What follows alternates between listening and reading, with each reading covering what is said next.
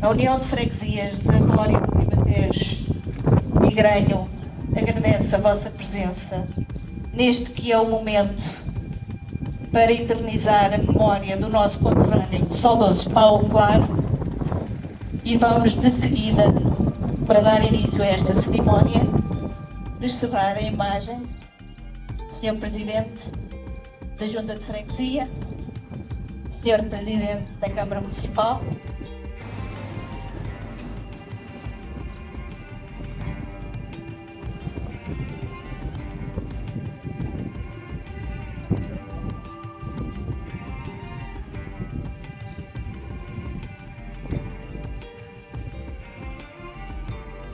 esta é a sua imagem. Peço aos filhos do Paulo, nesta cerimónia singela, que depositem aqui as flores. E é a neta,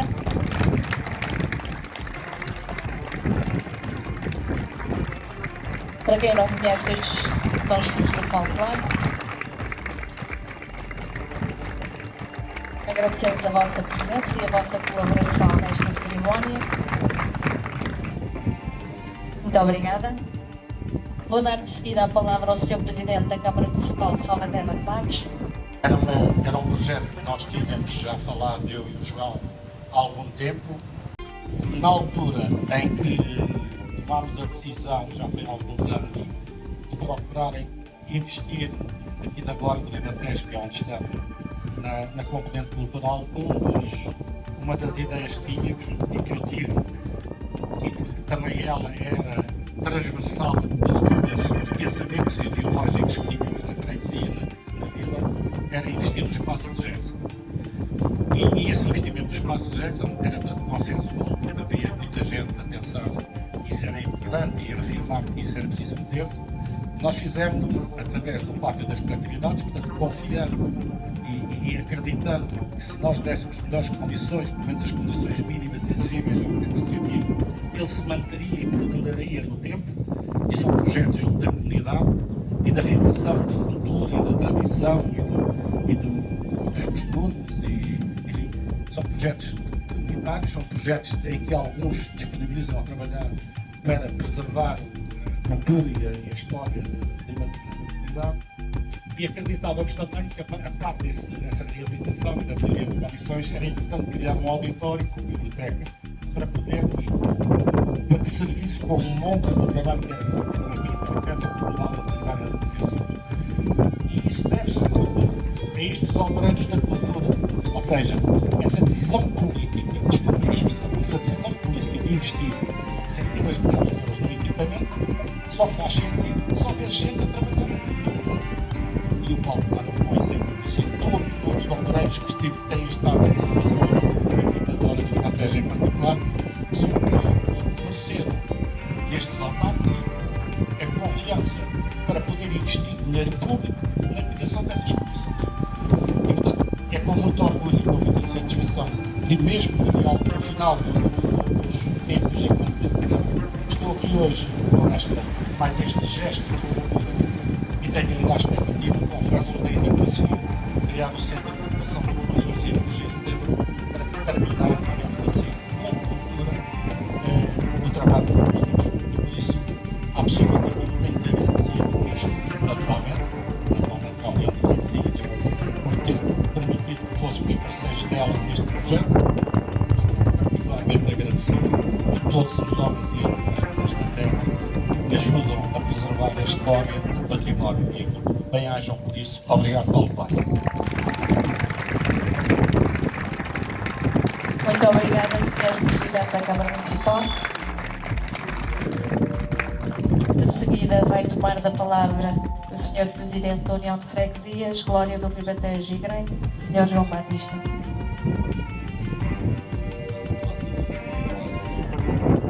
Boa tarde a todos. Habituadas a então. Boa tarde a todos. Quero cumprimentar os homens da Câmara Municipal, assim como a colaboração que teve nesta homenagem aqui comigo. Desde o primeiro momento que nós falamos em dignificar o espaço da Praça Vega e fazer uma homenagem ao Paulo Claro, presidente dos cursos de Bíblia. Seria para ser junto com o Jackson, mas depois em quadrantes, em espaço também, uma homenagem ao Paulo e também dignificar aqui a Praça Vega. Agradecer ao Sr. Presidente, como ele já o disse também, poucos meses faltam para terminar o seu mandato e também poucos meses faltam para terminar o meu mandato. Trabalhamos durante este mandato, estes 12 anos, e como Presidente só tenho a agradecer-lhe a disponibilidade que teve comigo, com a União de Freguesias da Copa, em todos os momentos que nós solicitamos apoio, e dar-lhe os parabéns por voltar, esteve sempre atento aos Presidentes de Junta e esteve sempre atento também às necessidades das comunidades. Obrigado, Presidente. Ao Sr. Presidente da Assembleia Municipal, Francisco Madelino, os demais autarcas presentes, todos os dirigentes das nossas associações, ao Leonel Santos, o nosso escritor, a todos os familiares do Paulo Claro, aos seus filhos, mulher, pai e irmão, e em especial à sua mãe Maria Ermida, como é conhecida na nossa terra, pela disponibilidade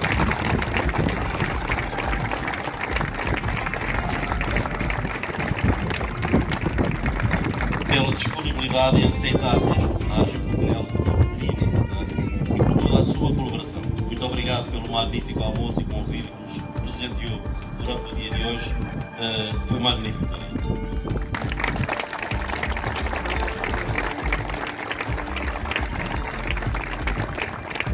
Aos Artistas Unidos, por aceitarem o nosso convite e estarem presentes aqui connosco. A todos e os demais aqui presentes. Obrigado a todos por se juntarem a nós nesta cerimónia de homenagem a um dos nossos. Uns dizem que já deveria ter sido feita esta homenagem, outros que vem tarde. Mas as homenagens não têm data nem ocasião especial. Têm sim um momento em que alguém entende que deverá ser feita e se disponibiliza para tal. E este é o momento em que a Junta de Freguesia, com a Câmara Municipal, em representação dos gloriantes, entendeu fazer este reconhecimento.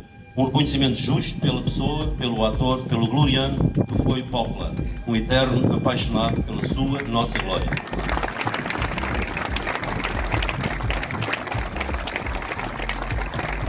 Reunimos hoje para homenagear a memória de um artista extraordinário, talentoso e encantou todos com o seu talento, a sua paixão e amor pelas artes, em especial pelo teatro.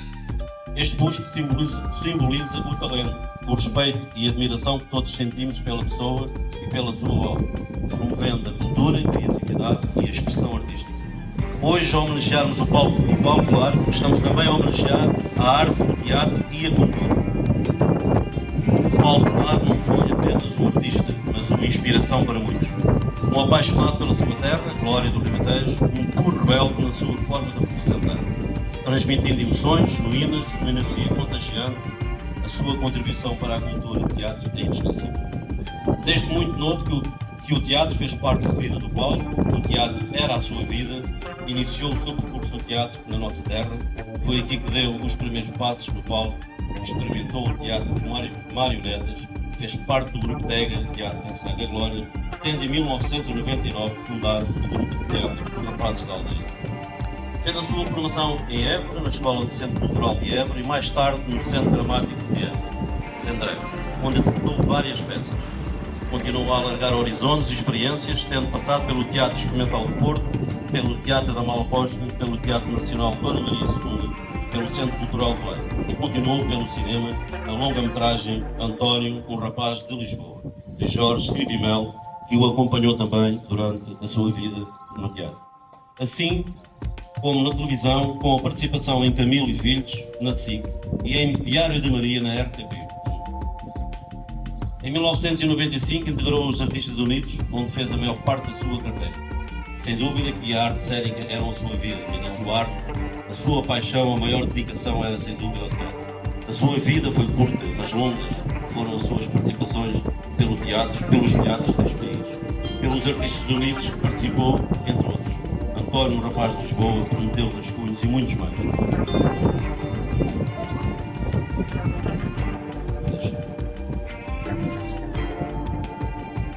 Não podemos deixar de mencionar que o grupo da nossa terra, Rapazes da Aldeia, atualmente a Associação de Teatro Popular Rapazes da Aldeia, encenou Livre, com base em Prometeu, Agrilhoada, Liberdade, Rascunhos, de Jorge Sardinha, que estreou na Casa do Povo em abril de 1999.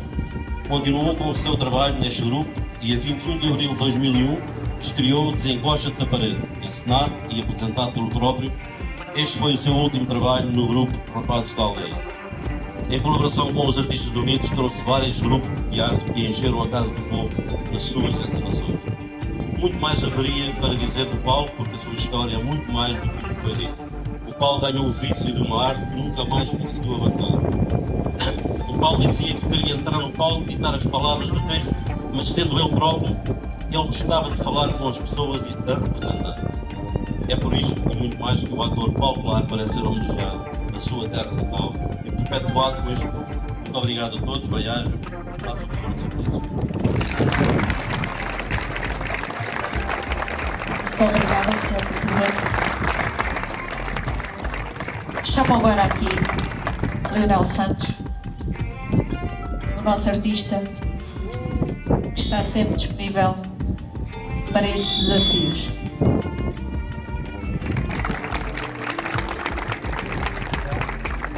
Boa tarde a todos. Eu sou o Leonel Santos, para quem não conhece, sou escultor. Antes de mais, eu penso que esta é uma homenagem emocionante, toca tudo. Toca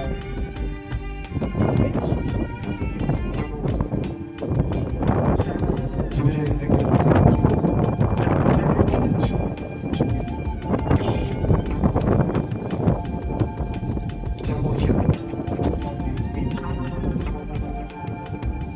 tempo, a duração, ir e volta, ver a primeira maquete, a segunda maquete, até afinarmos a obra final. Agradecer também à dona Maria, a mãe do Paulo, que simpaticamente esteve lá comigo. Conversamos tão bem, soube tão bem ver o abraço que ela me deu lá. Este abraço que eu senti quando ela afinal fez o curso, ela ficou emocionada. Foi logo o sinal que ela me deu a mim que eu tinha conseguido captar a expressão e o rosto do público. É claro que isto não é uma fotocópia de um raio-x, mas aquelas 3 fotos que vocês me levaram, acho que foi o melhor que eu consegui. E pronto, agradecer a este povo do Glória do Ribadeiros. Eu já tenho outras obras nesta zona, e a Glória do Ribadeiros, com mais uma obra estável para fazer chamar um pouco e este Paulo Claro não vai ficar só no estádio do público, ele vai continuar na minha vida ao meu lado também. Se eu for trabalhar em Espanha ou na Bélgica ou na Austrália, o meu currículo vai estar lá, o Paulo Claro. O Paulo Claro deixou de estar aqui na Glória só, faz parte da minha bagagem também, ok? Por isso, é vosso este trabalho. Muito obrigado a todos. É um honor poder participar deste trabalho. Muito obrigado.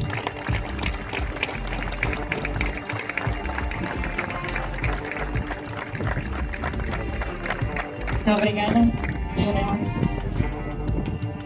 Damos aqui por encerrada esta pequena cerimónia singela e iremos continuar a celebrar aqui esta homenagem. Peço a todos os presentes, se assim o entenderem, se deslocarem ao Espaço Jackson, onde iremos fazer a apresentação e a abertura da exposição em homenagem ao Paulo Claro, seguida da apresentação da peça pelos Artistas Unidos. Publicamente agradecer a presença de todos vós. Numa tarde de calor, são resistentes em estar aqui nesta nossa homenagem. Também não podia deixar de ser pela dedicação, pelo sentimento que todos nós glorianos sentimos por ele. Muito obrigada a todos.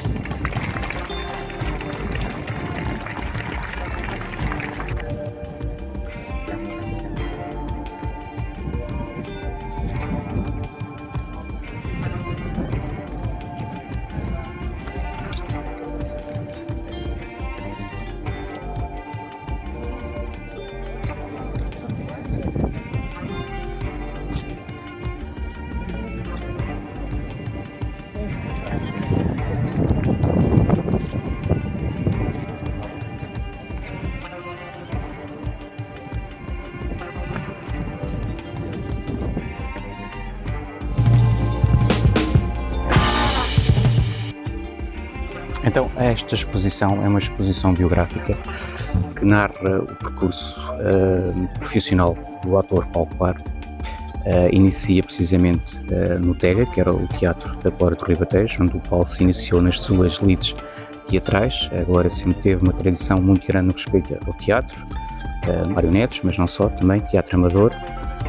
Depois prossegue então o percurso biográfico do Paulo, nomeadamente no Sendré, onde tirou o curso, e narra depois não só as companhias por onde o Paulo passou, e os vários locais do teatro, desde Malaposta, no Porto também, até chegarmos à última grande companhia que o Paulo representou, que foram os Artistas Unidos.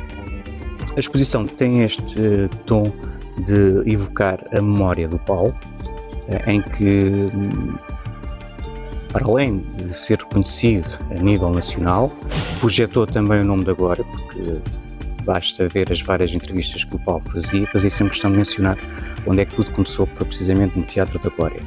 E por falar em Teatro da Glória, ele também foi o grande responsável pela criação de um teatro, de um grupo de teatro, que são Rapazes da Aldeia, que ele próprio chegou também ainda a ensaiar algumas peças com Rapazes da Aldeia. E há um percurso também aqui engraçado, e isto está presente na própria exposição, que é o facto do Paulo fazer questão de trazer as grandes companhias de teatro à Glória do Ribatejo, nomeadamente a única casa que havia, que era a Casa do Povo. Grande parte das peças tinham a estreia nacional em Lisboa e o segundo local era precisamente a Glória. Isso no contexto do teatro, nota bem a importância que ele dava à sua terra e nomeadamente a importância de manter o teatro vivo.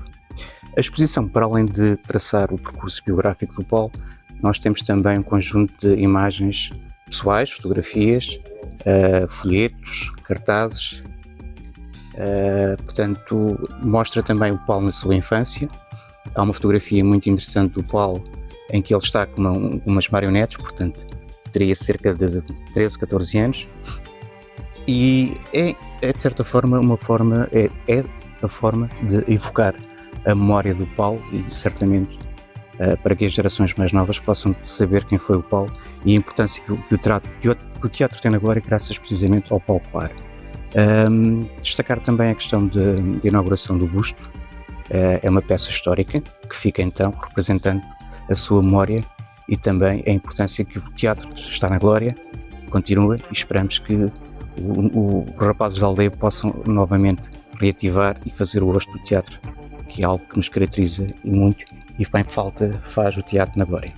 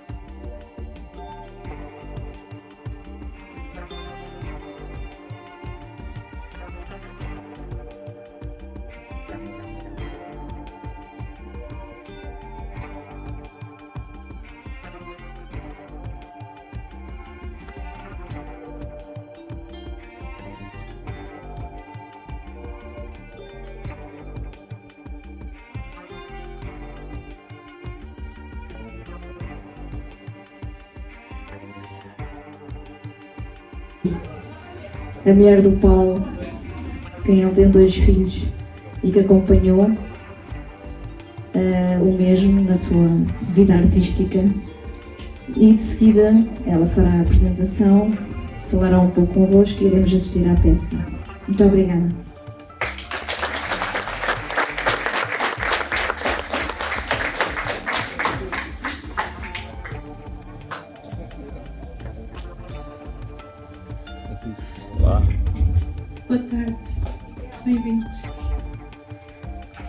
É um momento de enorme alegria e se por acaso algumas lágrimas caírem no meu rosto, são lágrimas de alegria e de uma imensa gratidão que tenho em nome do Paulo, claro, meu companheiro, com quem eu tive o privilégio de partilhar momentos apaixonantes. Mais uma das suas paixões também era a minha, o teatro, continua a ser. Esta homenagem foi muito bonita para uns que sentem verdadeiramente a profunda essência desta homenagem. Alguns tinham muita pressa, mas nós não podemos ter pressa na vida, nós temos que ser mais analógicos, menos digitais. O Paulo Claro era um ser analógico, era um ser que era simples e ao mesmo tempo complexo. E esta dualidade dele era tão misteriosa para mim. Eu queria descobrir o porquê. E é tão bonito ver este ser que era um apaixonado pela sua terra, pela sua gente, pela cultura, pelo teatro. Deixa este legado maravilhoso que eu vejo aqui à minha frente e eu só consigo dizer obrigada. Que é o que ele estará a dizer onde quer que esteja. Obrigada a todos, porque ele era um homem de poucas palavras.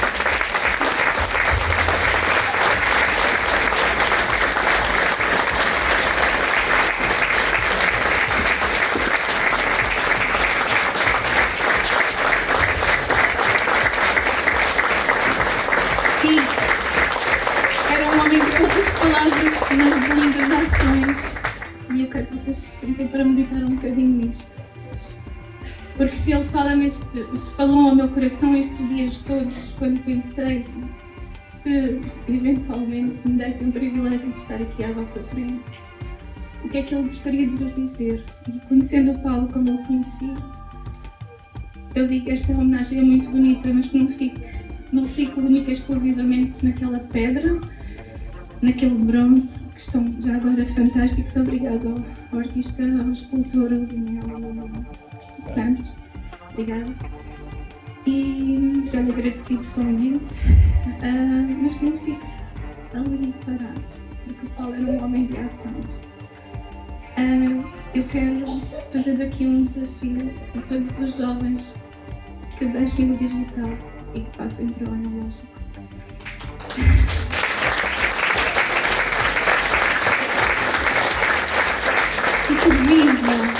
Porque o teatro é vida e o teatro transforma, e um povo só é um povo quando sabe contar as suas histórias, porque nós precisamos desta comunhão, não é só na igreja. O teatro tem esta missão de nos unir, de nos tornar mais humanos, mais verdadeiros, e era isso que o Paulo procurava, que sejamos todos mais humanos e mais verdadeiros. E eu quero desafiar os rapazes da aldeia que continuem, porque esta seria verdadeiramente aquela homenagem que honraria finalmente, e que a obra do Paulo continuasse nas tábuas, no teatro. E eu não me quero alongar muito mais, porque temos pessoas ali dentro à nossa espera. São os Artistas Unidos, grupo de teatro que não desistiu também, porque pensaram em desistir quando o Paulo iniciou a sua viagem entre as estrelas. E eles fizeram uma promessa: não vamos acabar com o grupo, vamos ter o Paulo Claro um logo colar junto ao nosso coração. E daí nasceu o Teatro Paulo Claro, Artistas Unidos. Portanto,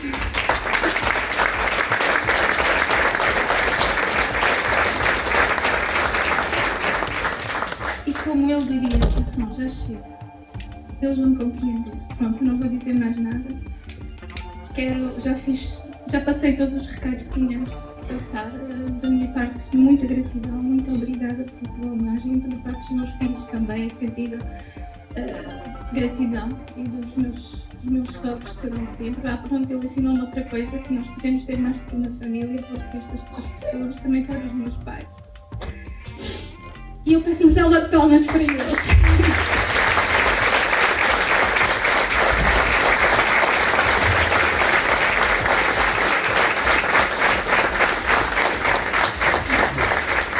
Então, cabe-me agora apresentar o espetáculo que nós vamos ver pela segunda vez aqui na Glória do Ribatejo, que se chama Uma Solidão Demasiado Ruidosa, de um autor, esqueci-me, olha, agora o analógico e a idade. Eu tenho apontado ali no telemóvel. Foi uma adaptação que o António Simão dos Artistas Unidos fez. Eles trouxeram a cena aqui na Glória do Ribatejo em 1997. O autor tem um nome muito estranho. Eu tinha no meu telemóvel, mas eu disse assim, não vou ser digital, vou ser analógica, e agora varreu-se-me completamente o nome do autor. Mas é um... Ramil Bobil Raval, é um nome muito estranho, peço desculpa. Então, Uma Solidão Demasiado Ruidosa, e vou-vos deixar com os Artistas Unidos, e mais uma vez, obrigada em nome do Paulo Claro.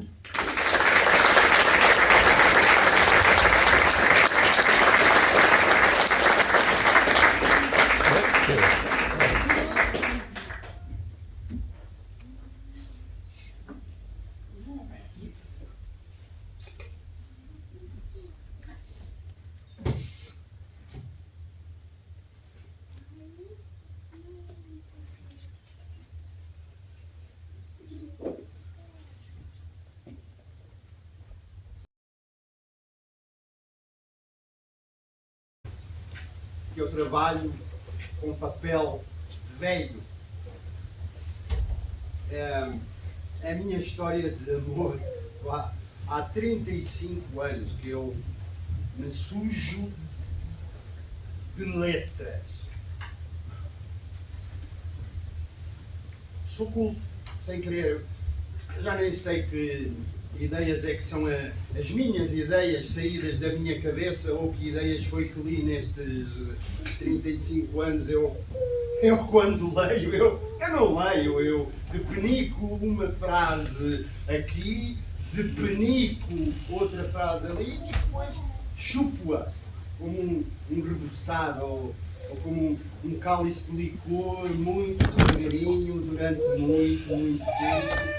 E a ideia dissolve-se dentro de mim como em álcool. A ideia dissolve-se tão lentamente que penetra no meu coração, no meu sangue, nos meus pulmões, nas minhas artérias. Eu num mês prenso 2 toneladas de livros, mas para ter força para este meu trabalho bebi tanta cerveja, dava para encher uma piscina de 50 metros, ou 60.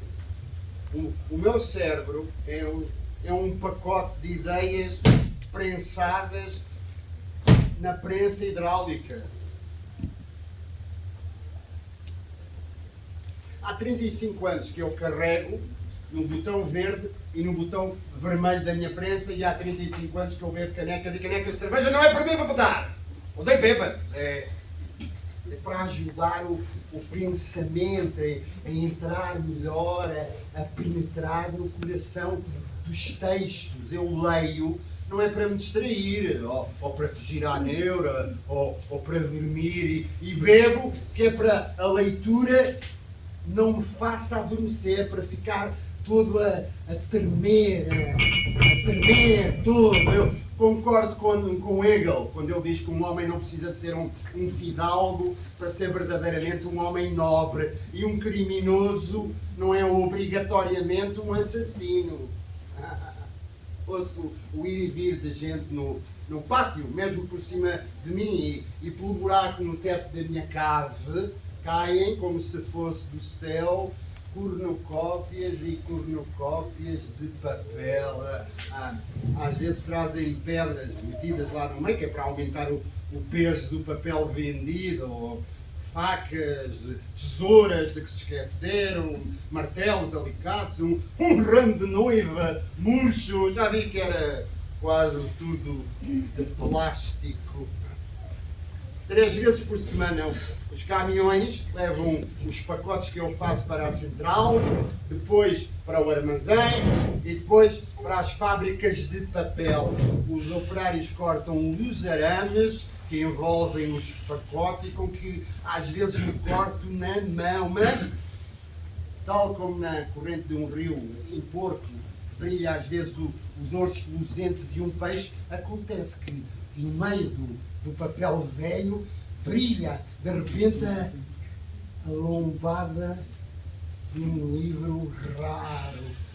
Eu fico como que ofuscado, olho para todos os lados, leio a primeira frase em que incidem os meus olhos e depois deposito o livro no meio de outros belos achados, numa caixa forrada de santinhos que alguém despejou por engano na minha cave, no meio dos livros de orações, e então começa a minha missa, o meu ritual. Eu tenho não só de ler cada um desses livros, mas de colocá-los em cada um dos pacotes. E cada pacote tem de ser embelezado por mim, tem de ter a minha marca pessoal, a minha assinatura. E para cada pacote ficar diferente dos outros, fico todos os dias 2 horas a mais na cave. Tenho de chegar 1 hora antes, às vezes até tenho de trabalhar ao domingo para conseguir prensar tudo.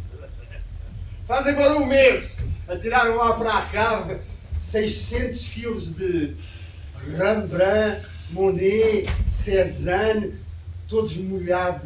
Então agora decoro sempre os meus pacotes com aquelas reproduções e ao fim do dia com os meus pacotes todos alinhados em frente ao empilhador, fico ali a olhar para aquela beleza toda e sou a única pessoa no mundo a saber que ali, no meio daquele embrulho, repousa aberto um Fausto, um Dom Carlos. Ali, no meio nojento das cartolinas manchadas de sangue, está um Hölderlin. E dentro do pacote de sacos de cimento está o Nietzsche, em alemão. Also sprach Zarathustra. Bem, num certo sentido, eu sou o artista e sou também o espectador. Fico muito cansado. Todos os dias me canso horrivelmente despedaçado e para apaziguar este imenso desgaste de mim próprio bebo canecas e canecas de cerveja. E quando vou assim a pé para a cervejaria, vou pensar em como é que hei de fazer o meu próximo pacote, como é que hei de arranjar um ninho para os livros que me aparecem lá na cave de surpresa, por acaso. Foi também como eu lá fui parar aquela cave, por acaso, e é por isso que estou sempre atrasado, o meu trabalho está sempre atrasado, o meu patrão às vezes mete-se lá em cima, no meio do papel, desbrava o caminho com um ancinho e grita para o buraco por cima de mim: onde é que te meteste, homem de Deus? Larga-me esses livros, põe-te mas é a trabalhar!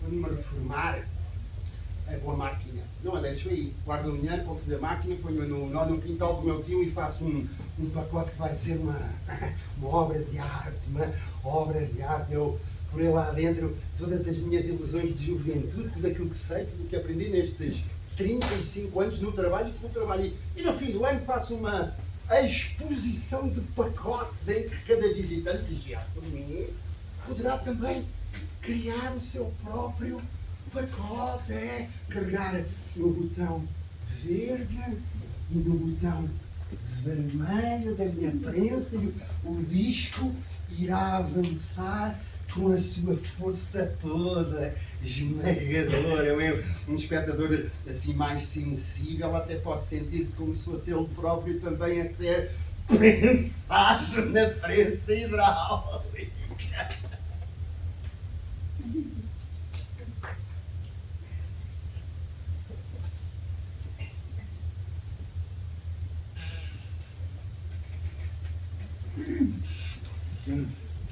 Às vezes eu estou em casa, na penumbra, a cabeça descai-me, eu às vezes adormeço nesta posição, assim encostado, e depois quando acordo tenho as calças nos joelhos molhadas de custo.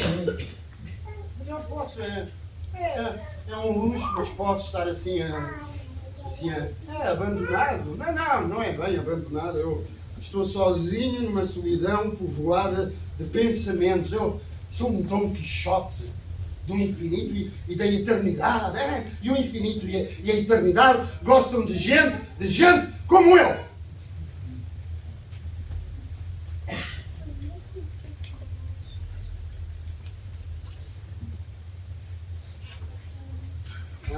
Há 35 anos que eu trabalho com papel velho e durante esse tempo todo tiraram lá para a minha casa tanto livro bonito. Se eu tivesse o quê? 3 armazéns, estavam os 3 armazéns cheios de livros. Quando acabou a Segunda Guerra Mundial, caiu lá de cima um cesto com livros com o carimbo da Biblioteca Real da Prússia. Eu fui a correr e ainda apanhei lá em cima dos rapazes que lá confessaram que no meio de um arrabal qualquer havia um armazém de livros no meio da palha que era para andar de cabeça à roda. Então fui ter com um bibliotecário do Exército e fomos ao armazém. Não eram 3 barracões cheios de livros e livros da Biblioteca Real da Prússia. Ficámos ali a olhar para aquilo tudo, aqueles livros, e conseguimos que uns carros da tropa viessem buscá-los e levá-los depois para uma das aulas do Ministério, que era para depois, quando a guerra acalmasse, os livros puderem voltar para onde tinham vindo. Só que houve alguém que denunciou o esconderijo. Então a biblioteca foi declarada despojo de guerra. E vieram caminhões que levaram os livros com encadernações, a carneira e a ouro. Levaram os livros para a estação e quando o último caminhão levou os últimos livros, o comboio partiu debaixo de chuva e das portas abertas dos vagões pingava água dourada misturada com a fuligem e com a tinta preta da tipografia. Eu estava encostado a um candeeiro, de boca aberta, de facto, a olhar para aquilo tudo, e quando o último vagão desapareceu debaixo da chuva, as gotas de água misturavam-se com as lágrimas que corriam pela minha cara abaixo. A sair da estação vi um polícia. Então fui ter com ele, dei assim uns pulsos e pedi-lhe, muito sinceramente, que me pusesse as braceletes, algemas, argolas, ou lá o que é, para me prender, que eu tinha deixado de cometer um crime contra a humanidade. Ele prendeu-me, mas depois lá na esquadra acharam que eu era doido e ameaçaram por mesmo na cadeia.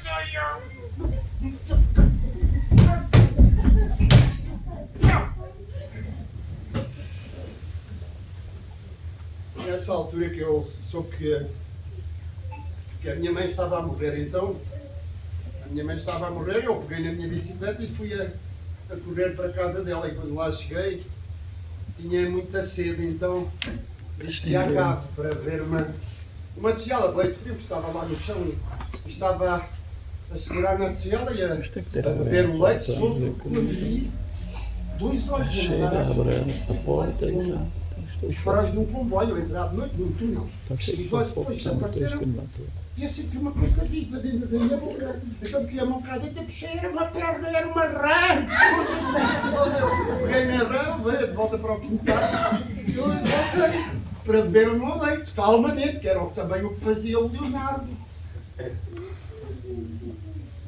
Dá 20.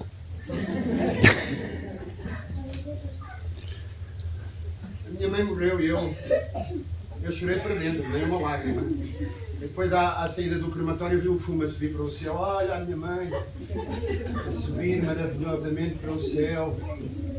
Então, desci à cave do crematório e disse-lhes que fazia uma coisa parecida com os livros. E esperei. E quando a cerimónia acabou, é que eu vi que tinham queimado simultaneamente 4 cadáveres. A minha mãe tinha sido. Depois, um mês a seguir, entregaram uma urna com as cinzas. Eu tive de assinar um papel e lembrei-me dos versos de Sandburg, Carl Sandburg, de um homem, o que fica é um bocadinho de fósforo, que mal dá para se fazer uma caixa, e um bocado de ferro, que nem dá para fazer um gancho onde o homem se possa enforcar.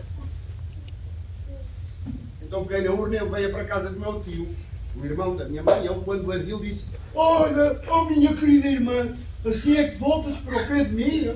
dei-lhe a urna e o meu tio sentiu-lhe o peso e disse que, bom, a minha mãe em vida pesava uns 75 quilos, ele fez os cálculos e devia faltar uns 50 gramas às suas cinzas.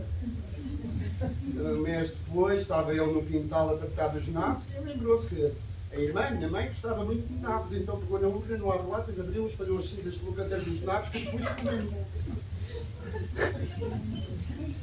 Quando eu comprimia os meus belos livros na prensa hidráulica, eu lembrava-me sempre dos ossos da minha mãe, moídos pelo moinho de mão depois de terem sido queimados, e é também como se eu prensasse os ossos dos clássicos.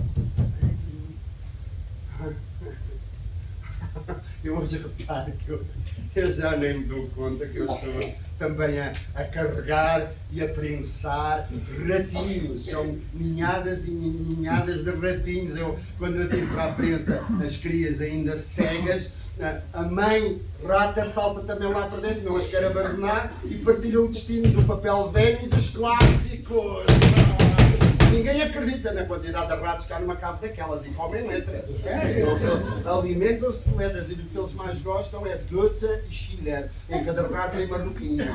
Os ratos brincam muito.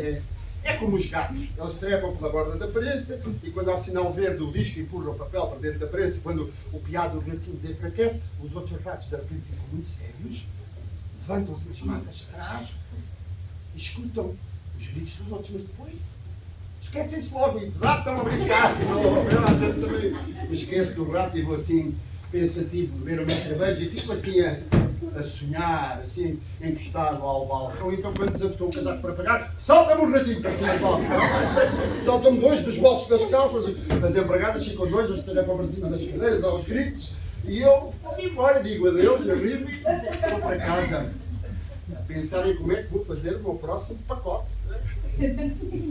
Quando saio do trabalho à noite, trago a pasta cheia.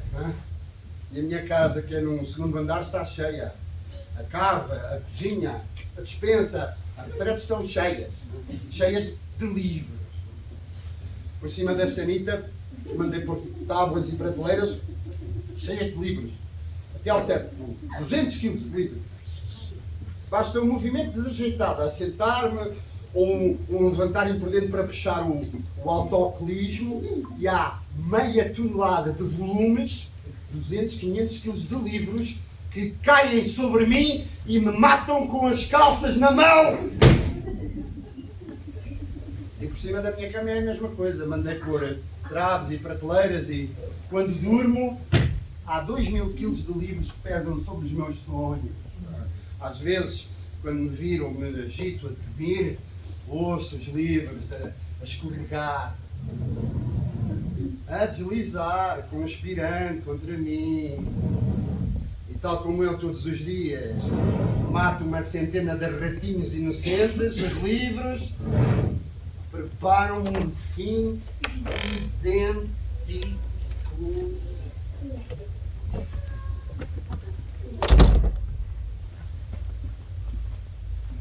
Hoje fui dar uma volta pela cidade e comprei uma salsicha numa barraca de feira. E quando trinquei a salsicha, apanhei um susto, não tinha a levantar a salsicha até à boca. Só inclinava assim o queixo e a salsicha já tocava nos meus lábios finos e eu segurava a salsicha junto à minha cintura e vi que a outra ponta da salsicha quase que tocava nos meus sapatos. Então peguei na salsicha com as duas mãos e vi que era uma salsicha normal. Eu é que encolher. Nestes últimos 10 anos, o peso imaginário de 2 toneladas de livros sempre às minhas costas encurvaram-me. 9 centímetros.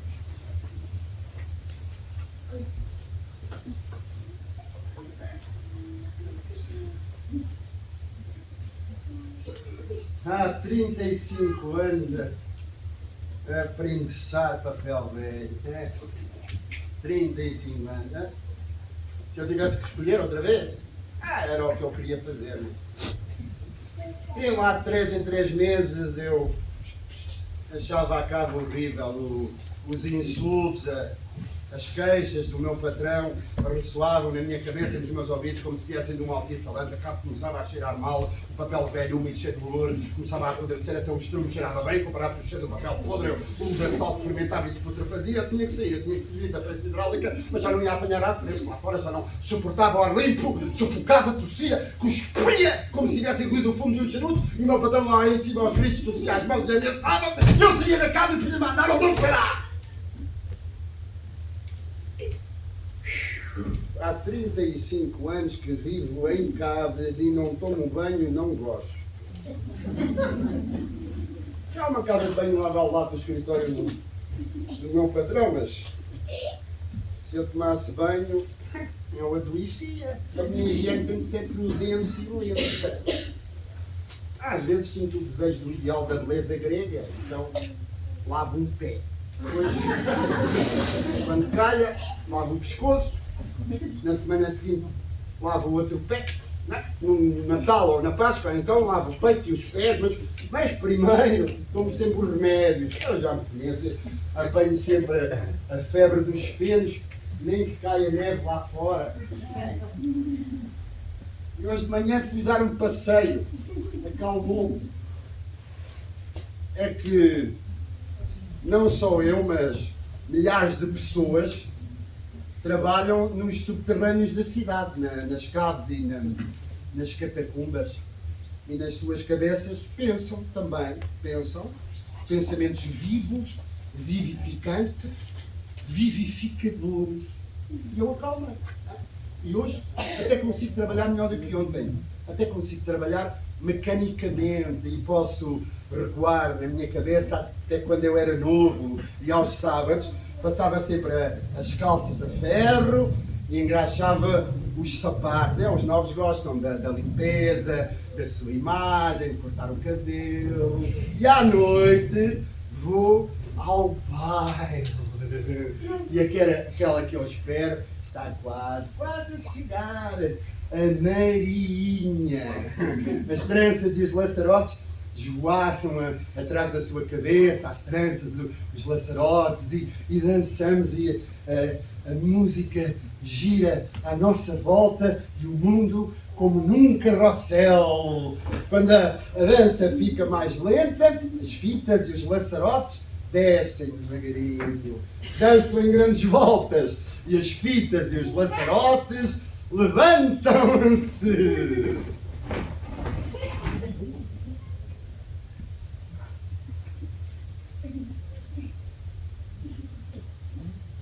Eu disse à Marinha que a amava. Foi a primeira vez que lhe disse. E ela diz baixinho que gosta de mim também, desde que andámos na escola. E de tal modo se encosta a mim, de tal modo me emolaça, me abraça, que ficamos tão próximos como nunca antes. E ela pede-me que eu seja o seu par. E eu grito, sim! E mal a dança começa, ela fica muito pálida, muito... E pede-me que espere um bocadinho.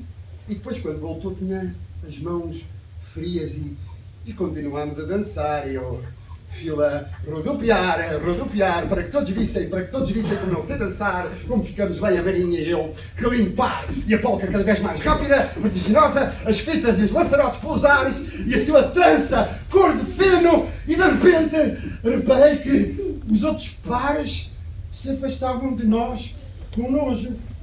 Só nós dançávamos, a Marinha e eu.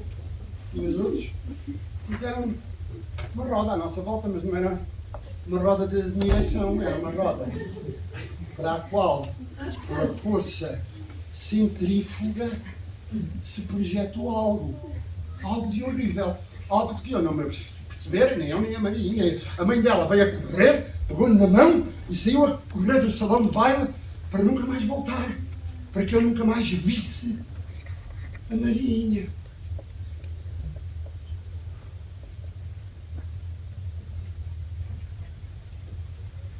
É que...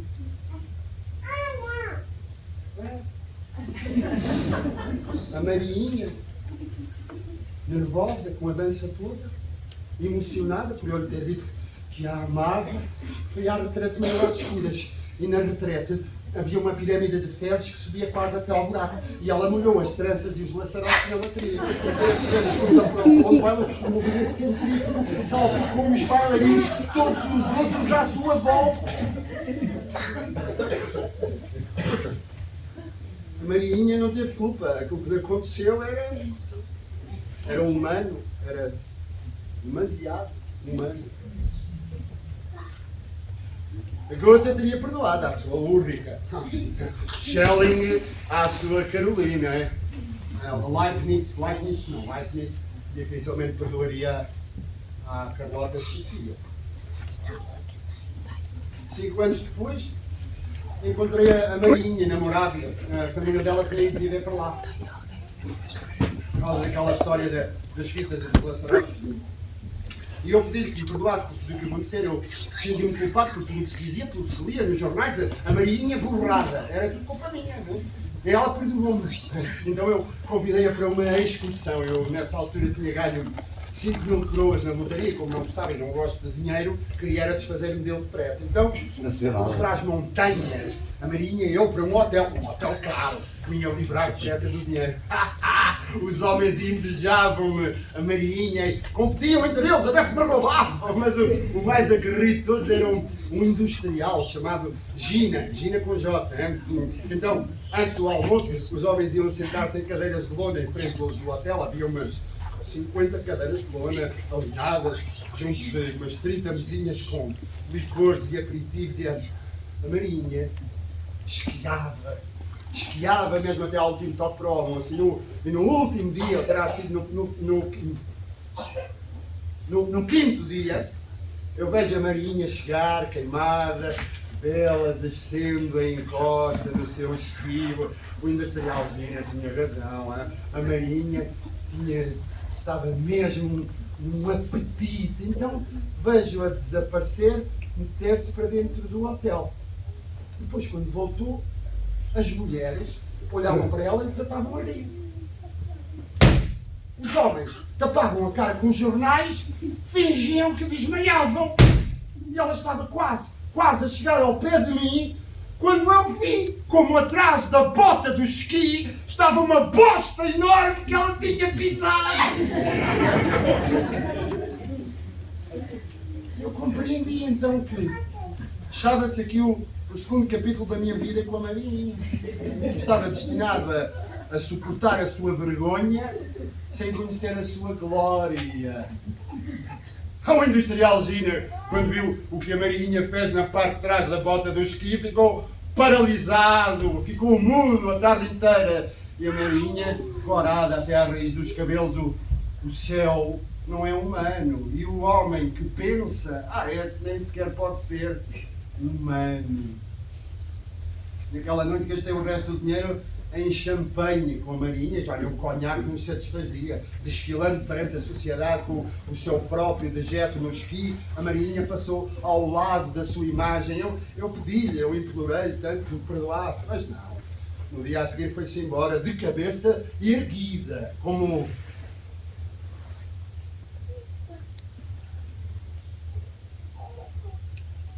se seguisse o ensinamento de Lao Tse. Conhecer a verdade, conservar a glória. Abri o livro canónico das virtudes, que me fez lembrar aquela minha bela juventude, coloquei-o mesmo no coração de Cuba da minha prensa e fiquei a ver as tenazes a avançarem e a comprimirem um livro, o livro das virtudes, no meio do papel sujo, nojento, dos sacos de cimento e das mercearias. Belo dia.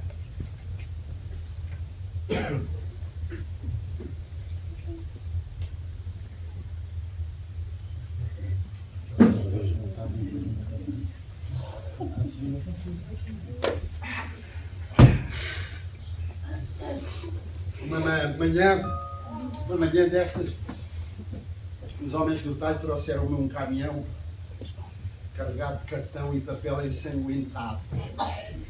Eu vinguei-me. Coloquei no primeiro pacote o Elogio da Loucura, de Erasmo de Roterdão. No segundo, o Dom Carlos de Schiller. E no terceiro, para que o verbo se transformasse em carne sangrenta, coloquei aberto Ecce Homo, de Nietzsche. Eu nesse dia trabalhava sempre no meio de um turbilhão de moscas varjeiras, moscas medonhas, e os homens do Táxi trouxeram do matador e as nuvens de moscas rodopiavam com um zumbido horrível e batiam na minha cara que nem chuva de pedra. E estava eu nesse dia também a beber a minha quarta caneca de cerveja e veio até junto à minha prensa um rapaz muito delicado. Eu reconheci logo, era Jesus. Ao lado dele um velho cheio de verrugas. Bom, só podia ser Lao Tse. Não me espantei com estas presenças, porque já os meus avós e bisavós tinham tido visões, depois de beberem aguardente. Apareciam-lhes personagens de contos de fadas. O meu avô passeava e encontrava ninfas. E ao meu bisavô apareciam-lhe assim uns seres no celeiro, uns doentes, uns anões, umas fadas. E eu, culto sem nada ter feito para isso, via todos os dias em cima da minha cama, antes de adormecer, Hegel e Schelling, que nasceram no mesmo ano. Uma vez até veio junto à minha cama a cavalo o próprio Erasmo de Roterdão, que ele queria saber como é que se ia até junto do mar.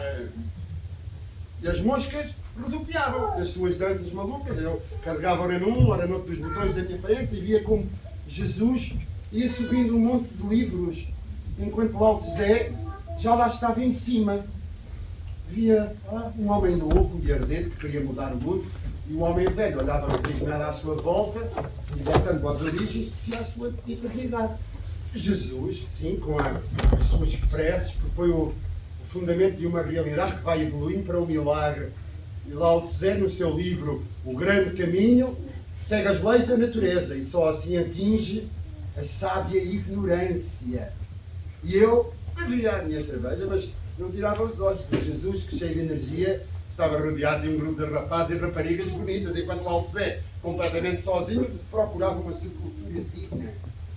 E quando a prensa esmagava por completo o papel ensanguentado de modo que dele escorriam gotas de sangue das varjeiras esmagadas, eu via Jesus num êxtase suave, cheio de fé, dando ordens para a montanha mudar de lugar, enquanto Lao Tse cobria a minha cara com a rede tecida pelo seu intelecto imperceptível. Jesus embrenhado em situações conflituosas, dramáticas. Lao Tse meditando em silêncio sobre a insolubilidade do problema moral das contradições. Durante todo o tempo em que na minha casa estiveram Jesus e Lao Tse, sempre com as malditas varjeiras a atacarem, eu consegui ver, transportando-me no tempo, que Jesus era um campeão de ténis que vencera o Wimbledon, enquanto Lao Tse, martirizado, era um daqueles comerciantes cheios de mercadoria, fingem não ter nada. Jesus era um playboy, Lao Tse um solteirão. Jesus levantava imperiosamente a mão e de um só gesto poderoso fustigava o inimigo. Lao Tse baixava resignadamente as mãos, asas partidas.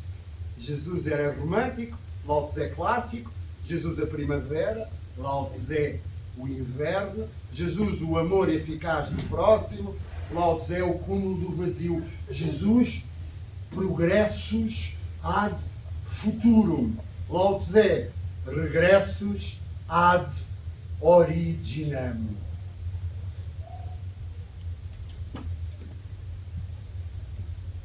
Durante todo esse tempo, olhei para cima, para a escada vazia, e Jesus e Lao Tse tinham saído. E eu, olha, já não tinha mais cerveja, subia as escadas a cambalear, tive mesmo de me apoiar uma vez, a minha cabeça já andava à roda com aquele meu silêncio demasiado ruidoso, só no ar fresco da viela é que me endireitei, não é?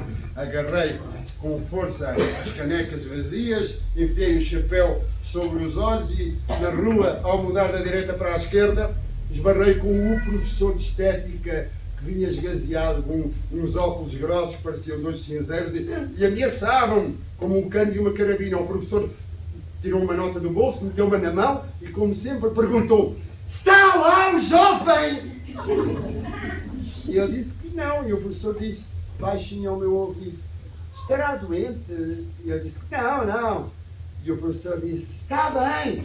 Então vi-o atravessar o pátio, descer para cá, e eu, como sempre, corri pelas traseiras, tirei o chapéu E fiquei sentado na cave a ouvir. O professor atravessou timidamente o pátio, desceu em silêncio até à cave e, suspirando de alívio quando os nossos olhos se encontraram, perguntou-lhe: e o velho está onde?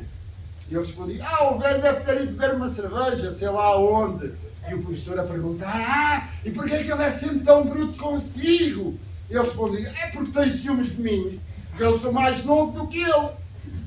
O professor deixou outra nota amarrotada na minha mão e a sua voz até tremia ao sussurrar: encontrou alguma coisa? E eu peguei numa caixa e tirei uns números antigos da Política Nacional e do Jornal Nacional, com artigos e escritos e críticas de teatro. E dei-os ao professor. Tinha trabalhado no Jornal do Teatro e gostava muito daquele tipo de artigo. Ele arrumou-os dentro da pasta, subiu as escadas, já lá em cima radiante, segurando a pasta com as duas mãos junto ao peito, disse: obrigado, obrigado! Continua a procurar com atenção, hein? Olha, o importante é não encontrar o velho! Isso é isso. E eu, como sempre dizia que sim, hein? Fui atrás, corri para o pátio, pelas traseiras, atravessei a rua e fiquei parado na praça, encostado à estátua de São Tadeu, com o chapéu enfiado nos olhos, a olhar o professor, que caminhava rente à parede, devagarinho, e que vai lá, ao avistar-me, veio ter comigo outra vez, tirou uma nota de bolso, deu uma para a mão e disse: mas não trate mal o rapaz, porque é que não gosta dele? E eu, como sempre, dizia que sim, com a cabeça, e ficava a ver o professor do Jornal do Teatro a afastar-se o mais rapidamente possível para acabar o seu encontro comigo, o velho pensador que maltratava o seu colega, o mais novo.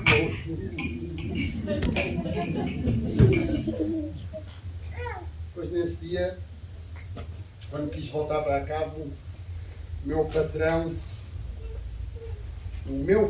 ajoelhou-se a meus pés. O meu patrão.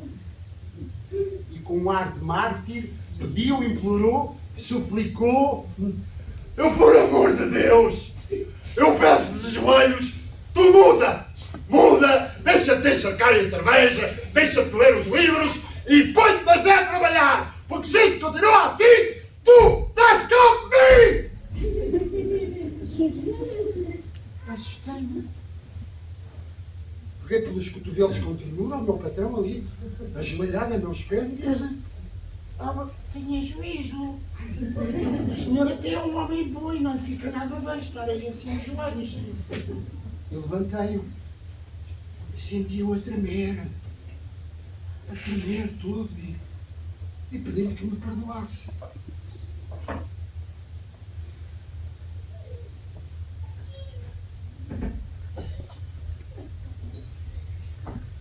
Eu peço sempre. Peço sempre que me perdoem ou que me desculpem. Peço. Até a mim próprio. Às vezes até a mim próprio eu peço perdão. Peço perdão por aquilo que sou, pela minha natureza. E pronto, e foi assim, destroçado, miserável, e eu voltei para a minha casa, cheio de culpa em relação ao meu patrão.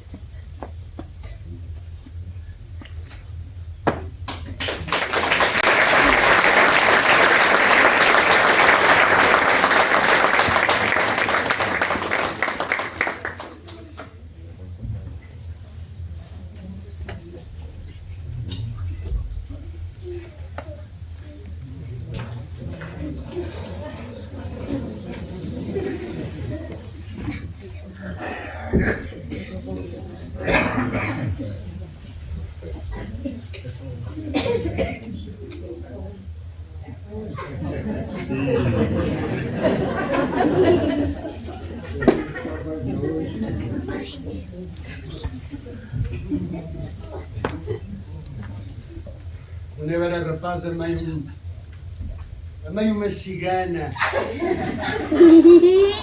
Quase não falava a rapariga. Ela quase não falava. Esperava por mim à porta da taberna, uma perna assim ao lado, com umas bailarinas. O corpo dela cheio de de suor, cheirava a almíscar e a pomada. Quando eu fazia festas parecia que estava a mexer em manteiga. Ela cheirava a caça. Eu lembro-me da primeira vez que a vi, eu vinha da taberna e ela juntou-se a mim e veio comigo. Eu falei com ela por cima do ombro. Ela não largava as minhas costas, não deixava que eu esperasse dela, nem passava à minha frente. Ela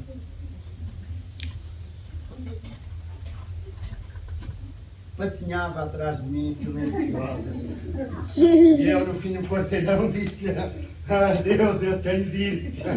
E ela disse que ia na mesma direção. Então, no fundo da outra rua, eu disse: ah, Deus, eu tenho de ir para casa. E ela disse que ia na mesma direção. E nós fomos. E lá no fim da rua, eu disse: Deus, esta é a minha rua, eu tenho de ir para casa. E ela disse que ia na mesma direção. Bom, então chegámos em frente ao candeeiro, ao pé da porta do meu prédio, e eu disse: então é Deus, que era onde eu vivia, né? E ela disse que também vivia lá. Então eu abri a porta, deixei entrar, ela entrou e dormiu comigo. Na cama de solteiro. E depois, no outro dia, quando acordei, ela já lá não estava. Só a minha cama guardava o calor da sua presença. Então eu passei a vir para casa mais cedo de propósito e mal subia as escadas, lá havia sentada no patamar à minha espera. Eu abria a porta, ela levantava-se com movimentos de gata e entrava para o meu quartinho e lá ficávamos os dois, calados. Eu acendia a lareira, a cigana ia buscar cerveja, ela cozinhava sempre a mesma coisa. Carne guisada. E sentada junto à porta aberta, remexia na panela e uma luz amarela iluminava sempre o seu colo, os braços, o pescoço. Ela partia o pão como se recebesse a Santa Eucaristia. Apanhava as migalhas do colo, atirava-as para o fogo, religiosamente. Deitados de costas, à noite, à luz da lareira, olhávamos um para o outro, a cigana nua levantava-se e todo o seu corpo brilhava. Ela olhava para mim e o brilho dos seus olhos brilhava e víamos melhor do que a luz do sol. Eu via todo o seu corpo rodeado por uma linha amarela, uma auréola. Ela mexia na lareira, voltava a deitar-se sobre mim, inclinava a cabeça, de forma a ver o meu perfil e com o dedo passava pelo meu nariz a sua boca.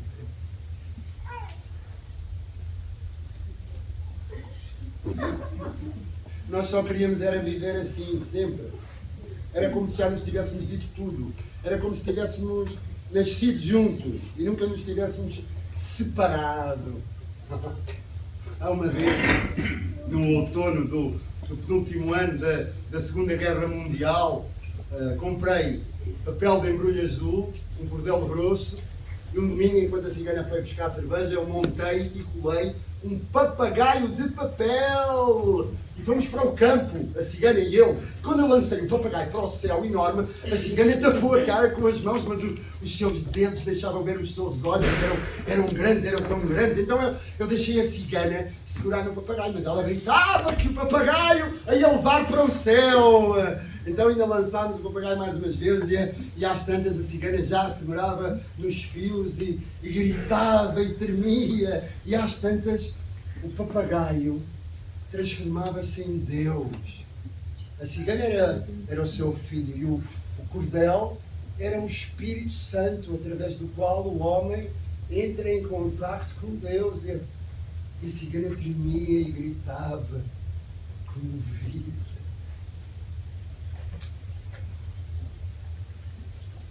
Depois de uma noite, quando cheguei a casa, a cigana não veio, nem no dia a seguir, nem no outro dia, nem no dia depois. Nunca mais apareceu. Cigana que só queria acender o fogão, cozinhar carne guisada e no outono lançar o papagaio para o céu. Mas mais tarde é que vinha saber que a Gestapo a tinha prendido e a tinha levado para um campo de concentração, para os fornos crematórios.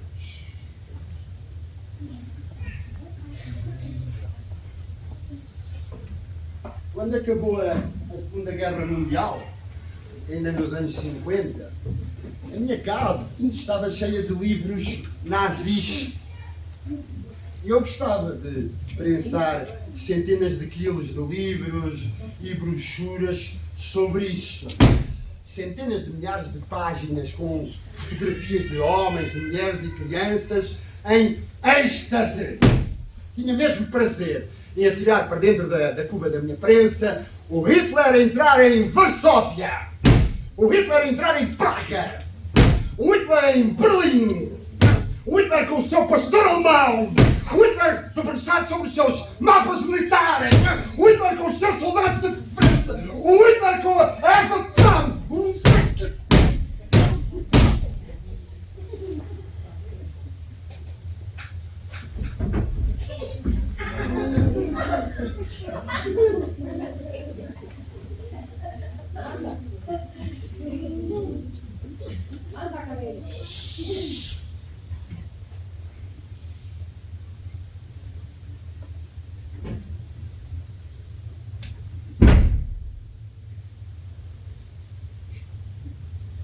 quanto mais eu pensava ao Hitler, os homens e as minhas extasiadas, mais pensava na minha cigana que nunca se extasiava.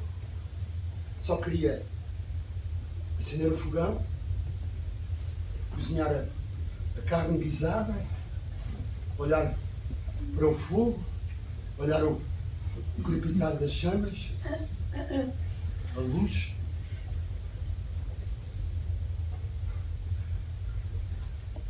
O céu não é humano, mas há mais coisas do que o céu. Há a compaixão e há o amor. Eu já me tinha esquecido disso há muito tempo.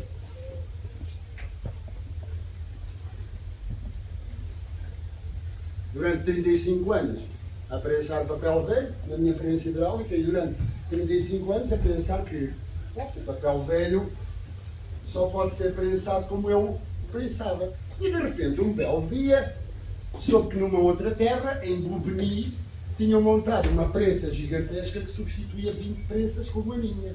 Aqueles que a viram disseram-me que aquele gigante fazia pacotes de 300 e 400 quilos e eu disse para mim próprio: vais ter de ir lá ver aquilo. Pois fui lá e vi uma sala enorme, envidraçada, desatei a tremer, era incapaz de olhar para a máquina, fiquei parado a olhar para o outro lado, até os sapatos, olhei para o chão.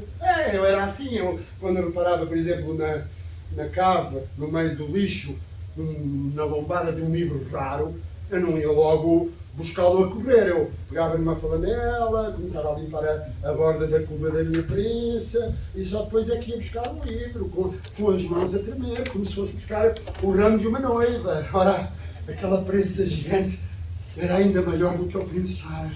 Tinha um tapete rolante enorme que levava os livros e o papel, como as escadas rolantes levam as pessoas de um andar para outro ou de um subterrâneo para a rua. Os livros iam diretamente para uma caldeira enorme e quando a caldeira ficava cheia, o tapete rolante parava e então do teto descia um brutal parafuso que com a sua força hercúlea premia o papel e voltava para cima à espera que o tapete rolante lhe trouxesse mais livros e mais papel. Estavam lá caminhões TIR carregados de livros até acima, toneladas de livros que iam diretamente para o lixo, sem que uma única página tivesse manchado os olhos ou o cérebro ou o coração dos mortais. Mas o que mais me chocou foi ver os jovens operários beberem, sem vergonha nenhuma, leite e sumo de fruta. Bebiam diretamente das garrafas. E nessa altura que eu também reparei que esses jovens operários e operárias estavam vestidos de uma maneira completamente diferente daquela que eu e outros prensadores de papel velho nos vestíamos. Tinham luvas azuis claras, cor laranja, tinham bonés americanos amarelos com pala, tinham jardineiros de ganga com peitilho e alças cruzadas. E aí é que eu percebi. Os novos tempos tinham chegado. Definitivamente era uma época nova em que se bebe leite durante o trabalho. Embora toda a gente saiba que uma vaca prefere morrer de sede a pé leite. Fiquei parado, encostada ao varandinho a olhar para aquele trabalho humano. Se é que se pode chamar humano aquele trabalho. Então vi uma professora com um grupo de alunos. Pensei que ela trazia aos alunos para eles verem como é que se prensa o papel velho, mas via pegar num livro, chamar as crianças e arrancar a capa do livro, para que os mais pequenos percebessem o processo. Então, uma a uma, as crianças começaram também a arrancar a capa, a sobrecapa, a tentar pegar nas páginas dos livros e a puxá-las. Os livros resistiam, defendiam-se, mas a força das suas mãozitas acabava por vencer. As crianças arrancavam as entranhas dos livros, como as jovens operárias nos aviários arrancam o fígado e o coração e os pulmões dos frangos pendurados vivos na cadeia rolante. Voltei costas e alguém gritou: "Ei! Velha ratazana! O que é que tu me dizes a isto?" E junto ao corrimão estava um jovem com um boné americano cor-de-rosa. Nas mãos, num gesto teatral, segurava numa garrafa de leite, parecia a Estátua da Liberdade à entrada de Nova Iorque. Ria e empenhava a garrafa, e os outros operários riam também, talvez porque me conhecessem, porque gostavam de mim. Eu desatei a correr e atrás de mim soava uma gargalhada em todos os tons e eu fugi através de um corredor comprido, ladeado por milhares de pacotes de livros, toda uma tonelada de livros. Se precipitava e desfilava para trás à medida que eu me começava a sentir como que dentro de um pesadelo cubista em que a perspectiva geométrica daquele túnel de letras perdia toda a realidade.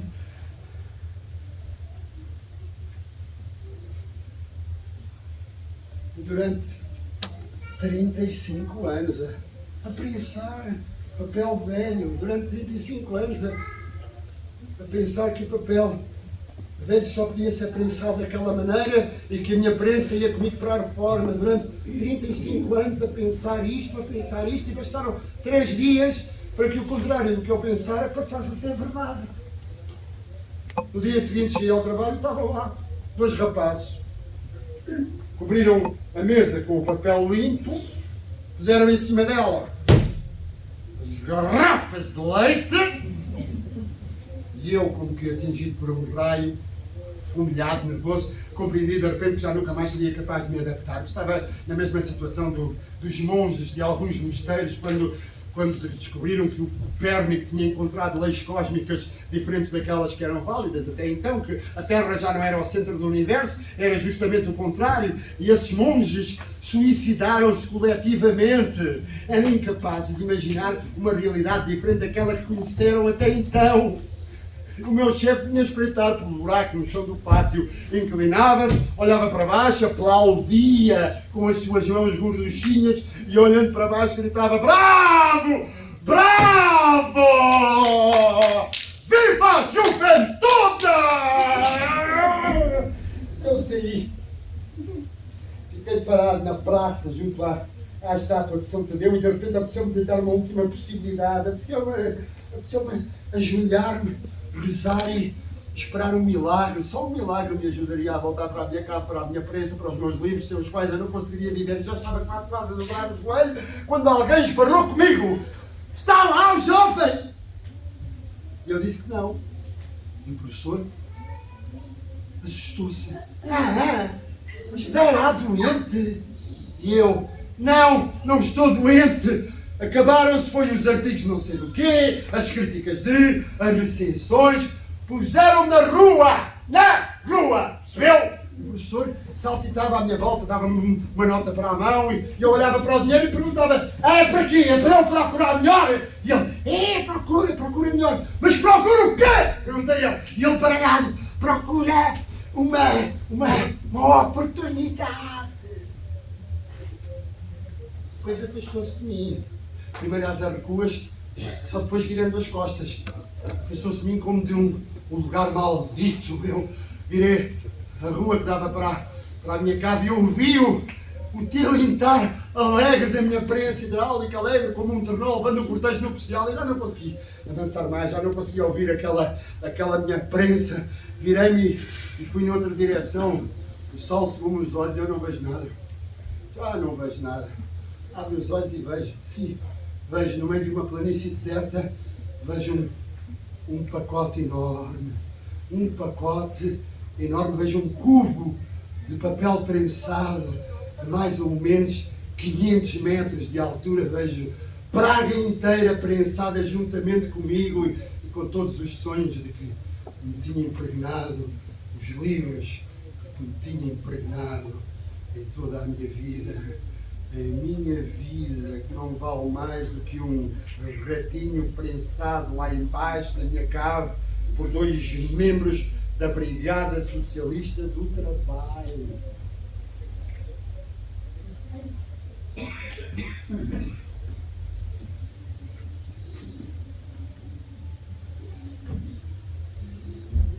Encosto-me ao balcão da cervejaria, ao pé da porta envidraçada. Está aberta a porta, bebo uma caneca e pronto, a partir de agora, meu velho, tens de fazer tudo sozinho. A partir de agora tens de habituar-te a sair para o meio das pessoas. A partir de agora estás mergulhado num turbilhão de melancolia. A partir de agora avanças e recuas. A partir de agora, progressus ad futurum passou a ser, a partir de agora, regressus ad originem, a partir de agora. Bebo uma cerveja. O sol bate na cerveja amarela. Olho as pessoas na praça lá fora. Jovens estudantes. Na testa tem um sinal, uma estrela. A força jorra dos olhos deles. E eu tenho tempo de sobra. Muito tempo. Podia ir passear. Olha, podia ir ver a estátua do Arcanjo Gabriel. E aproveitava ao mesmo tempo e via o confessionário. Magnífico. O confessionário foi feito na madeira da caixa onde veio a estátua do Arcanjo Gabriel. Não vou a lado nenhum. Fico parado, bebo uma cerveja, fecho os olhos e vejo-me a mim próprio. Levanto-me, volto a sair da taberna, esbarro com um amigo meu meio bêbado. O meu amigo procura qualquer coisa no bolso até que encontra e me mostra um atestado da polícia que diz que o acima mencionado não tinha naquela manhã nem 1 grama de álcool no sangue. E o meu amigo, cujo nome já nem me recordo, tentei explicar-me como quis começar uma nova vida, uma vida nova. E então, durante 2 dias, só bebeu leite. Só que essa manhã estava a tremer tanto por causa disso, que o chefe dele acusou de bebedeira e mandou para casa. E eu fui logo à polícia e lá atestaram aquilo. Nem 1 grama de álcool no sangue. É claro que o meu amigo, depois contente por aquele atestado de sobriedade absoluta, desatou a beber e convida-me agora a ir beber com ele. Vamos beber de cervejaria em cervejaria. E depois peço mais uma caneca, mais um cálice de rum, mais uma caneca, mais um cálice de rum, mais uma caneca, mais um cálice de rum, mais uma caneca, mais um cálice de rum, mais uma caneca, mais um cálice de rum, mais uma caneca. Só ao sermos esmagados é que damos o melhor que há em nós. Os livros quando são prensados, tentam sempre arrebentar o pacote. Pela Praça Carlos passa uma corrente de ar. Eu gosto de passear à noite pelas avenidas, gosto das grandes avenidas. Sobre a minha cabeça até ao teto pesam 2.000 quilos de livros. Cada dia me espera a espada de Damócles que eu próprio coloquei mesmo por cima de mim. Eu sou um rapaz que traz para casa notas negativas, no meu copo as bolhas sobem com pirilampos. 3 rapazes tocam guitarra num canto, baixinho, as mãos, traz as partidas, um frango pendurado vivo no talho de aldeia, uma coroa fúnebre, o céu não é humano, um homem canta baixinho. Pomba, pomba cinzenta, onde vais? Olha, se calhar é o mesmo homem que há um ano assaltou-me de noite ao pé do matador, tirou-me para um canto, sacou de um papel do bolso, de uma faca e pediu desculpa, dizendo que aquela era a única maneira que tinha de obrigar alguém a ouvir.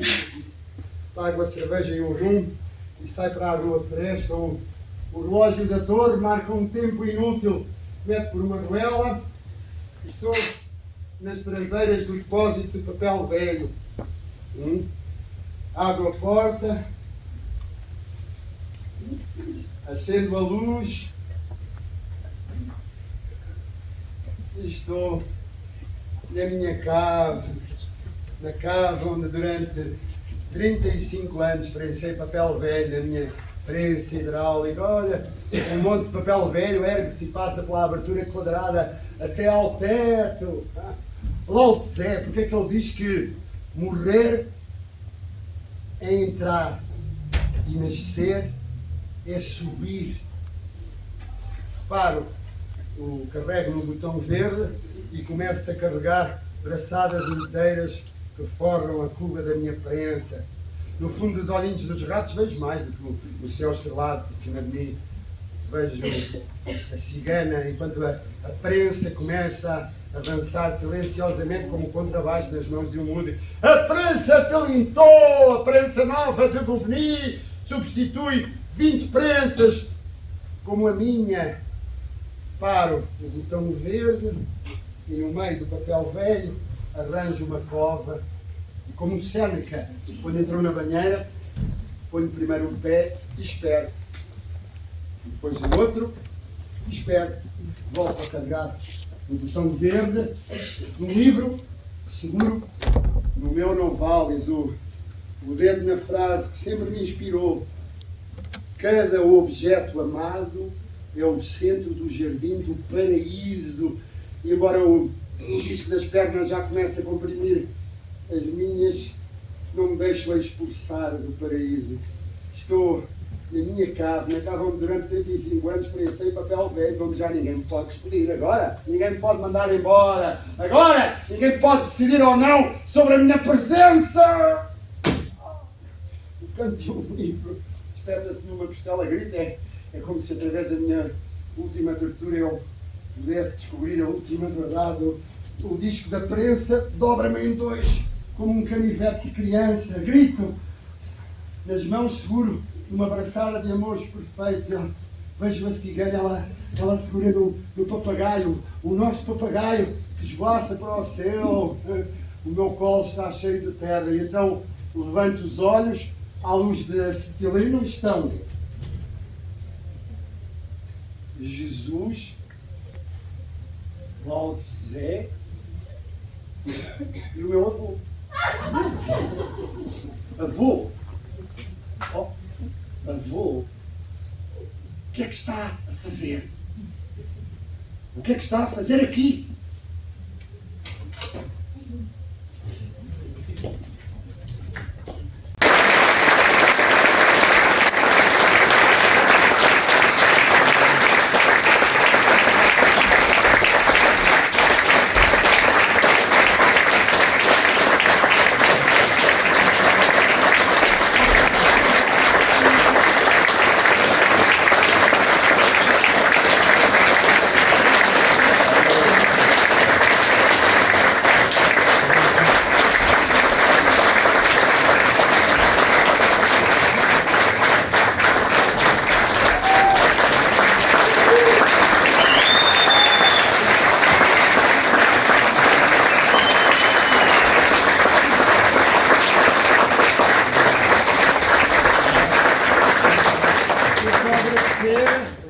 Agradecer este convite mais uma vez para vir à Glória do Ribatejo, passados já nem sei quantos anos, mas desde 97, é fazer as contas.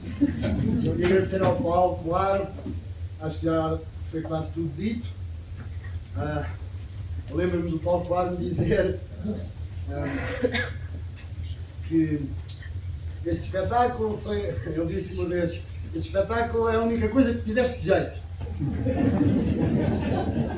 Pronto, espero que não seja a única, mas há uma coisa que eu tenho a certeza, é o único, este espetáculo é o único e quero agradecer e queria só dizer também que quando falam, uma coisa que me lembro sempre do Paulo, quando dizem, era puro, era o Paulo dizia-me só uma vez duas coisas sobre o teatro e sobre a profissão, que não eram nada académicas, não eram nada teóricas. Ele dizia que só tentava, e quando ia para palco, dizer as frases, os textos que ele tinha, dizer aquilo da melhor maneira que ele conseguisse.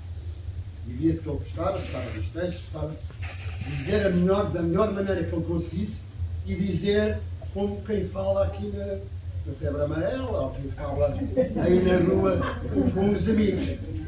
E eu penso que isso é uma grande lição. E também uma outra coisa que eu acho que, acima de tudo, acho que a Sandra também já falou um pouco disso, é que o Paulo gostava mesmo, e acho que isso era a forte ligação humana que ele tinha com o teatro, ele gostava das pessoas. E gostava de pessoas. Ele ria-se com as pessoas. Eu sempre vinha aqui com ele agora, ele estava feliz, gozava com as pessoas, ria, no bom sentido, ria, divertia-se. E mesmo em Lisboa também, observar as pessoas, era capaz de observar as pessoas, às vezes com muitos juízos, mas depois também surpreendendo-se por as pessoas não serem aquilo que ele estava à espera, ou que ele pensava por perceber que as pessoas são muitas coisas. E eu penso que isso era muito importante. Pronto, se calhar deixem os disparados e obrigado.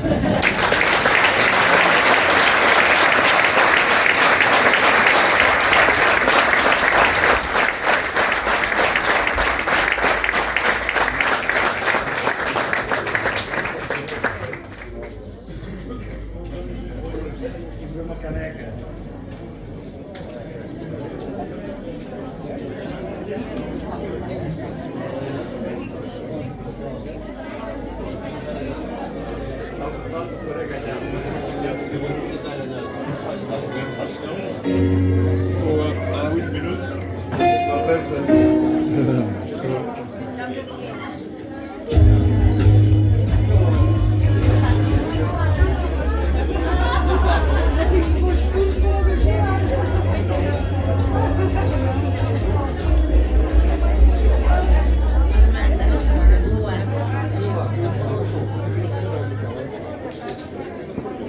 Vamos ver, está logo. Como é que foi cá,